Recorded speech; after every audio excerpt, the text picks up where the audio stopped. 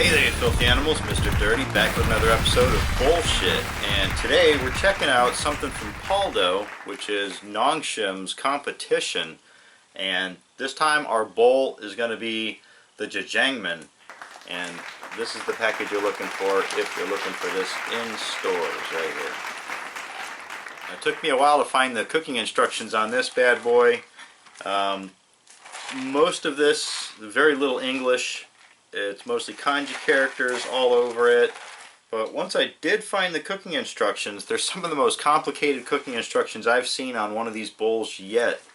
And it's hard to read it because it is mixed in with all the kanji here, but our cooking directions are, it doesn't even tell you to take the wrapper off or anything. They just get right into it, saying that you've already taken the plastic off, maybe you've already ripped the lid open, something like that. Because the cooking instructions start right off with pour boiled water to the mark on the inside of the container. Cover the lid and put the sauce pack on top of the lid and wait for 4 minutes.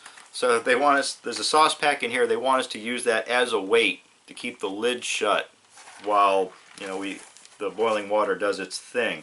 Now getting back into the instructions, step 3, follow the dotted line and make a hole. Pour out the water. And then they want us to squeeze the sauce onto the noodles, stir, and enjoy. Let's crack this open and see what we got going on. Poking holes in the lid?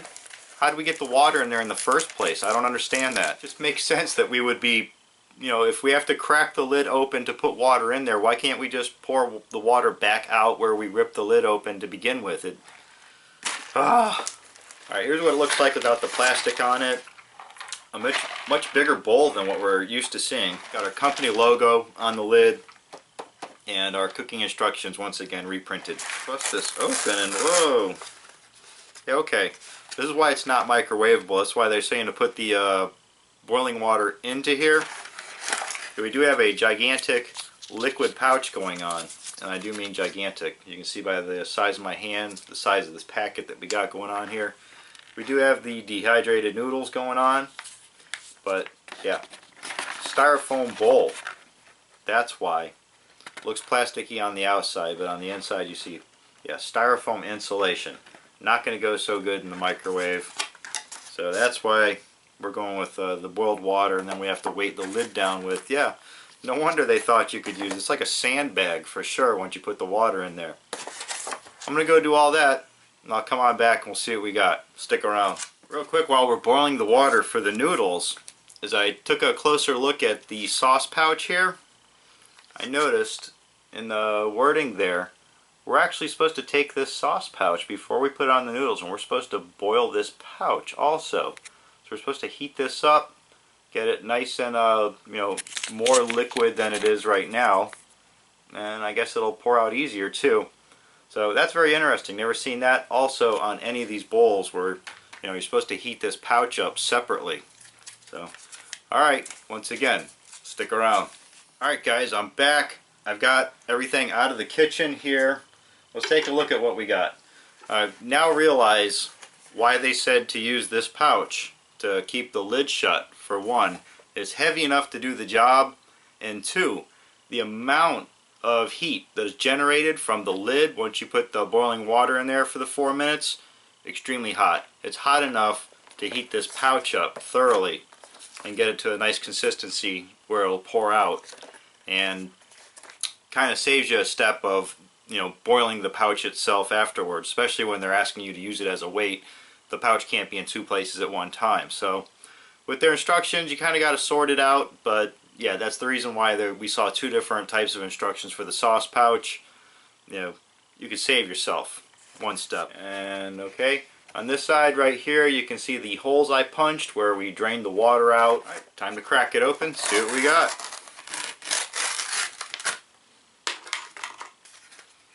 Alright, there's all of our noodles down there sliding around in the bottom of the bowl.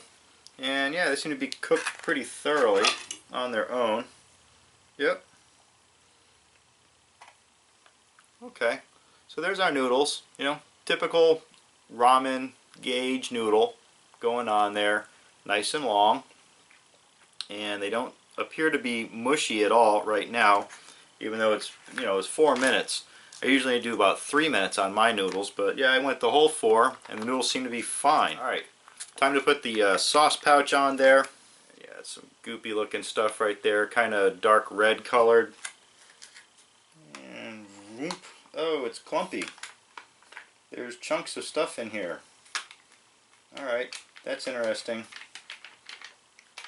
And yeah, outside of the pouch, not so red looking anymore. It's more like a dark brown, almost a soy sauce color going on. Let's give it a good stir. Now, stirring this up, it smells real savory. Kind of like an in-between of like some real gingery soy sauce kind of scent going on. Also like slightly gravy-like a real rich brown gravy. The instructions had us draining out all of the water too. So it's very thick. But as you can see, yeah, it's got that real rich look going on. You know, real dark brown. Our noodle started off, you know, like a bleachy kind of white looking, you know, real light yellow. Not anymore. Now it's kind of got the color of like fried rice. Not sure what these chunks are that are in there. Like I say, it's when I cracked that open, a lot of chunks came rolling out. I'm going to assume that that's some sort of like peppers going on. Something along those lines.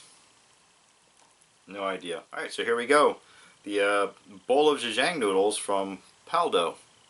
Cheers. I can't quite put my finger on what those chunky things are in there, but they have the texture of like mushrooms. And that's kind of like the flavor that's going on here. It's kind of like a mild but still savory beef and mushroom flavor going on. You know, still got that nice richness to it. Not spicy at all. These noodles cooked perfect. They came out absolutely perfect. I can't complain about their noodles at all.